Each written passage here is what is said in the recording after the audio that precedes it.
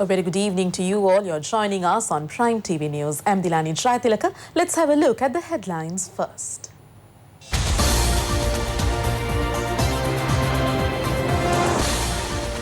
Government sector appointments to 16,800 graduates. The Medical Council ordered to register the SITEM graduates. The US ambassador says $480 million to be given by the MCC is a grant. More than 6,300 drunk drivers nabbed. Accused 9/11 mastermind open to testimony against Saudi Arabia.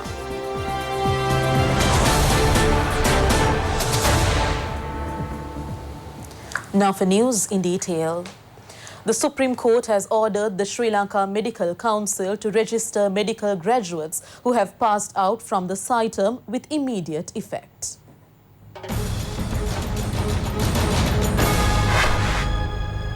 The Apex Court has given the order while taking into account a fundamental rights petition filed by 3 medical graduates passed out from the SITEM.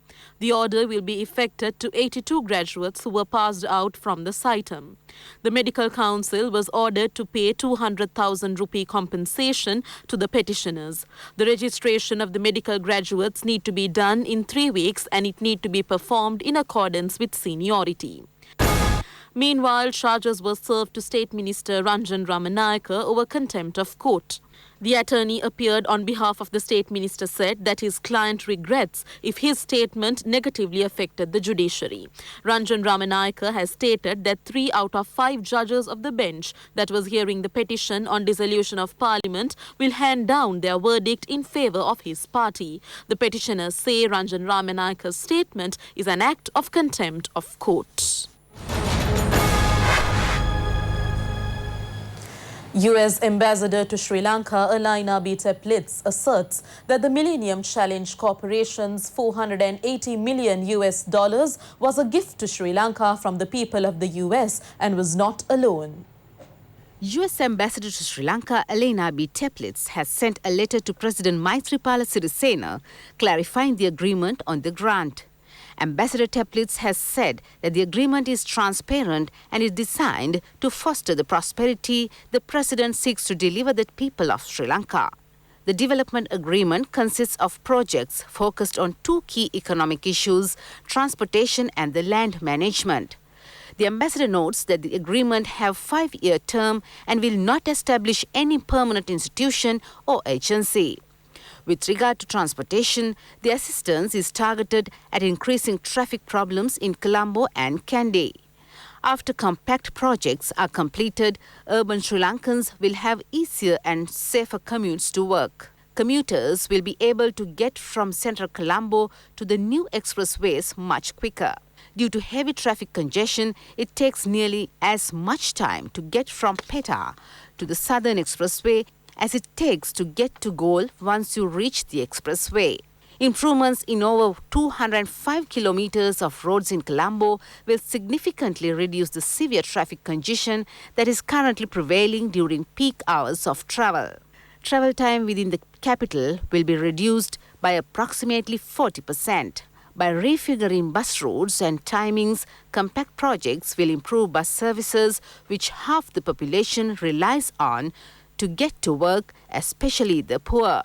Transportation project benefits will also reach rural citizens who will see their products go from farm to market more quickly as upgrades improve travel time on portions of the Central Ring Road by approximately 35% during peak periods of travel. The ambassador stated that the US is extending development assistance to Sri Lanka since independence from Britain, and the US government is committed to safeguard transparency of deals. Parliamentarian Duminda Dissanayake appeared before the Presidential Commission of Inquiry to investigate into acts of corruption and frauds today.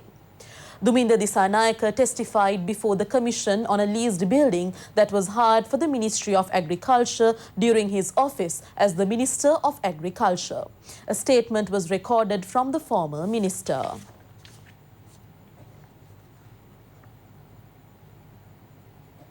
Minister Navin Dissanayake says the human resource of the country should be improved in the journey of making Sri Lanka a prosperous nation.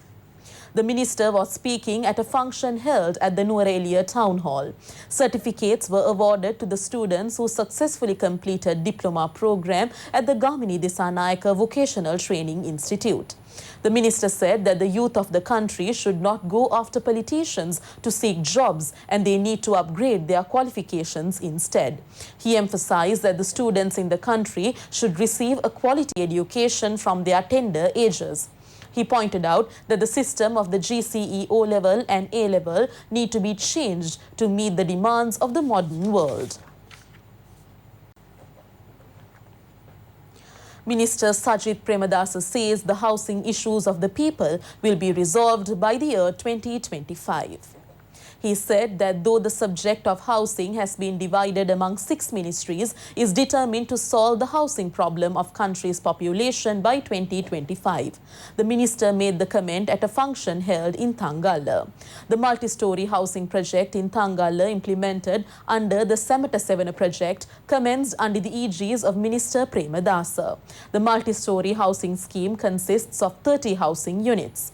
The cost is to be borne by the government is 103 million rupees. State Minister Dilip Vedarachi also attended the event.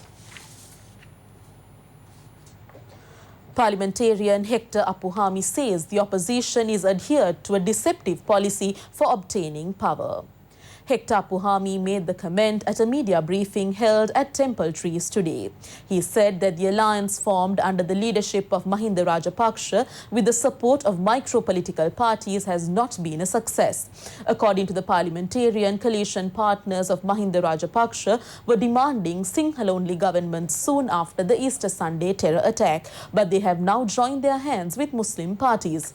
Hector Apuhami said that hypocrisy of politics of Mahinda Rajapaksa and his supporters should be understood by the people of the country. The UNP always believes on representation of different political parties from different backgrounds. Hector Apuhami said that a UNP politician will be the UNP presidential candidate. He noted that the candidate will be divulged within 2-3 weeks.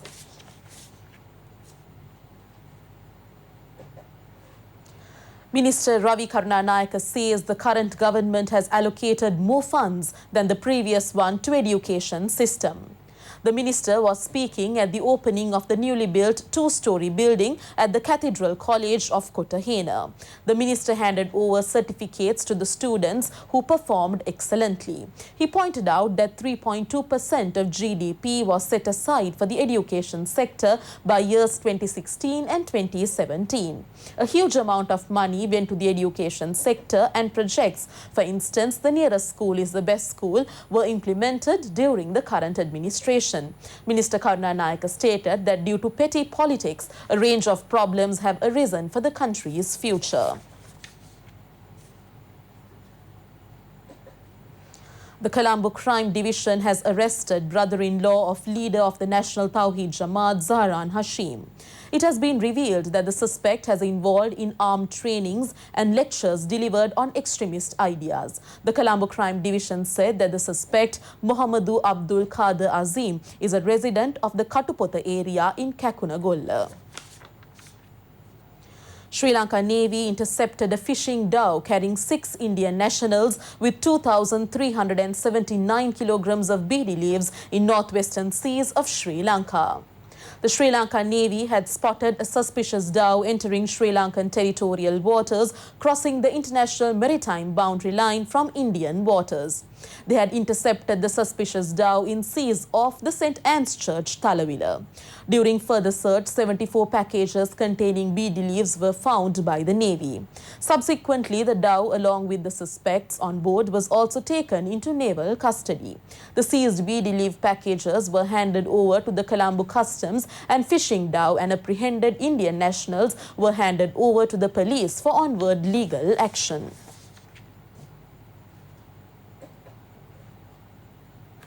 A speedy van that was running away without obeying to police command has been shot. A suspect who was robbing a van has succumbed to injuries caused by the shooting. The individual who sustained injuries was rushed to the National Hospital and was receiving treatments. The owner of the van has lodged a complaint with the Mattegoda police station that his vehicle was robbed by a group.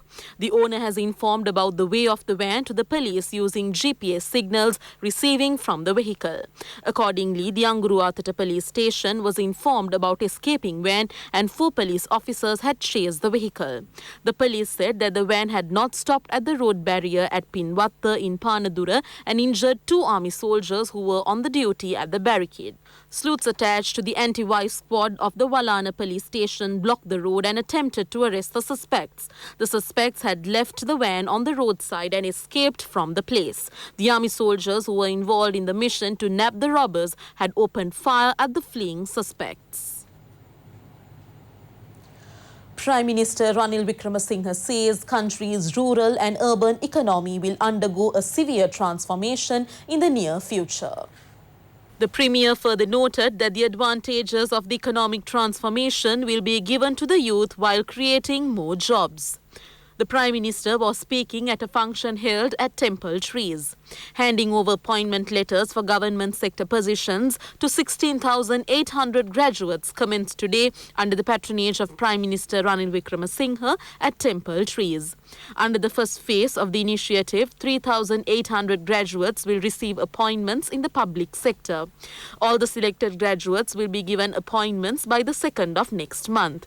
The graduates selected from the districts of Colombo, Gampaha and Kalutara received appointment letters today. Parliamentarian Dayasiri Jayasekara says the Sri Lanka Freedom Party will not field a common candidate in the forthcoming presidential election. Dayasiri Jayasekara was speaking at a media briefing held in Colombo today. He pointed out that the candidate to be backed by the SLFP will be a national candidate instead of common candidate. The vision of the candidate will be focused on territorial integrity, national security and protection of national resources. The parliamentarian stressed that the candidate should not bow down to foreign influencers. The candidate should not be a person who helps money laundering and importation of garbage to the country. More than 3,600 drunk drivers have been arrested during 24 hours lasted at 6 a.m. today. The police operation to nab the drunk drivers commenced on the 5th of this month. The police said that 179 drivers who drove under the influence of liquor were apprehended from 6 p.m. yesterday to 6 a.m. today. Meanwhile, the STF has raided an illegal liquor brewing place at the Ekala area in Jayala. 3 suspects were taken into custody. Some equipment used to produce illegal liquor were also seized. An employee attached to the Chilau Municipal Council has died in their restroom. 49-year-old man of the Wilpata area has died in the restroom. Up next is Biz News.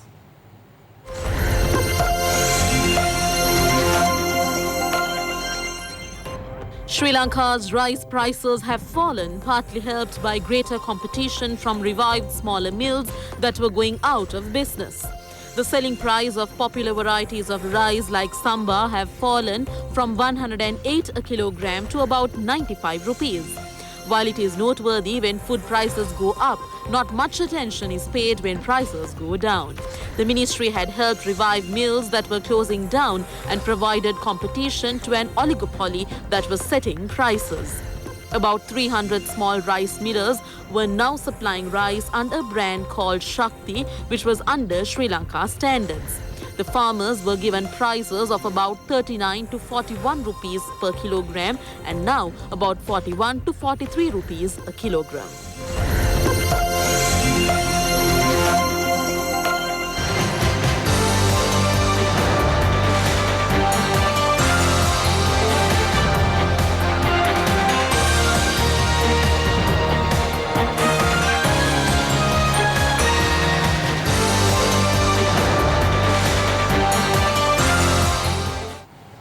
That's all we have for you today. Have a pleasant week. Good night.